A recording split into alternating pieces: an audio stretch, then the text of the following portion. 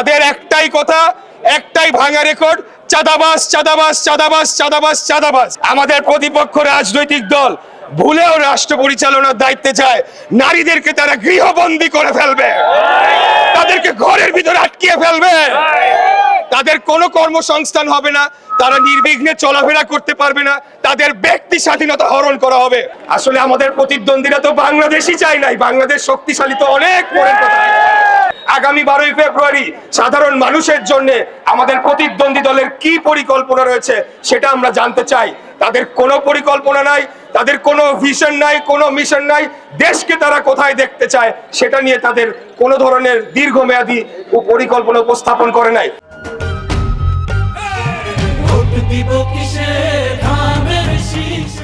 আগামী 12ই ফেব্রুয়ারি নির্বাচনে যখন 12.5 কোটি ভোটাররা সংযুক্ত হবেন, তখন এই যে সারা দেশ থেকে নিয়ে এসে এক জায়গায় জড়ো করে বড় সমাবেশ দেখানো, সবকিছু বিলীন হয়ে যাবে, সবকিছু ভেসে যাবে। আমরা যদি একটা থানার প্রোগ্রাম করি, তাতেও এর থেকে অনেক বেশি লোক আমরা দেখাইতে পারি। এটা কোনো বিষয় নয়, লোক দেখানো বিষয় নয়।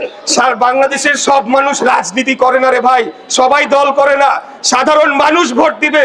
আমাদের প্রতিপক্ষ রাজনৈতিক দল, তাদের বাংলাদেশ নিয়ে কোনো পরিকল্পনা আমরা জানি না, তারা কি করবে, রাষ্ট্র পরিচালনার দায়িত্ব পেলে শিক্ষা ব্যবস্থা নিয়ে তাদের পরিকল্পনা কি, স্বাস্থ্য ব্যবস্থা নিয়ে তাদের পরিকল্পনা কি।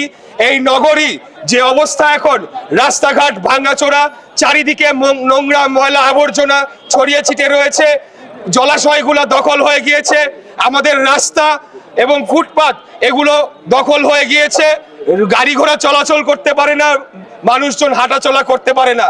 কিছুদিন পরে আমরা বর্ষার মৌসুমে পৌঁছাবো, তার আগে আমাদের যে পরিমাণই ড্রেনেজ ব্যবস্থা রয়েছে সেটা পর্যাপ্ত নয়, কিন্তু যতটুকুই রয়েছে সেগুলাকে সচল করার জন্যে কোনো উদ্যোগ আমরা আমাদের প্রতিপক্ষ রাজনৈতিক দল যারা রাষ্ট্র পরিচালনা আসতে চায়, তারা এই ধরনের কোনো পরিকল্পনার কথা নগরবাসীকে জানাচ্ছে না। এর পাশাপাশি দূষণ নিয়ে তারা কি করবে, আগামী দিনে আমাদের এই নগরীকে বাসযোগ্য করে তোলার জন্য তাদের কি পরিকল্পনা রয়েছে আমরা জানি না। তাদের একটাই কথা, একটাই ভাঙা রেকর্ড, চাঁদাবাজ চাঁদাবাজ চাঁদাবাজ চাঁদাবাজ চাঁদাবাজ। আমার কথা হচ্ছে, চাঁদাবাজি যদি হয়ে থাকে সেটা নিয়ন্ত্রণ করা, সেটা রোধ করা একটা সরকারের দায়িত্ব। বাংলাদেশ জাতীয়তাবাদী দল আমরা রাষ্ট্র পরিচালনার দায়িত্বে নাই, বরঞ্চ আমাদের প্রতিপক্ষ রাজনৈতিক দলগুলা তাদেরকেই সরকারি দল হিসেবে বিবেচনা করতে হবে। অতএব যদি কোনো ধরনের অপরাধমূলক কর্মকাণ্ড হয়ে থাকে, চাঁদাবাজি হয়ে থাকে, তাহলে তাদের সংশ্লিষ্টতা থাকার সম্ভাবনাই সবচাইতে বেশি। আমি খালি আপনাদের উদ্দেশ্যে বলবো যে আমরা দেশ ও জাতির কল্যাণে এবং আমাদের এই নগরীর উন্নয়নে আমরা কাজ করার জন্য এই রাজনীতিতে আগামী 12ই ফেব্রুয়ারি জাতীয় নির্বাচনে আমি অংশগ্রহণ করেছি। আমাদের নারী সমাজের উদ্দেশ্যে বলতে চাই, আগামী 12ই ফেব্রুয়ারি আপনারা যে কোনো মূল্যে, আপনাদের যদি একটু কষ্টও হয়, একটু যদি হেঁটে গিয়ে লাইনে দাঁড়িয়ে ভোটটা দিতে হয়, তারপরেও আপনারা কেউ ভোটটা মিস করবেন না। সবাই 12 তারিখে আপনারা ভোট কেন্দ্রে যে ভোটটা দিবেন এবং আমাদেরকে একটা ভোট দিবেন, ধানের শীষে ভোট দিয়ে আপনাদেরকে জয়যুক্ত করবেন।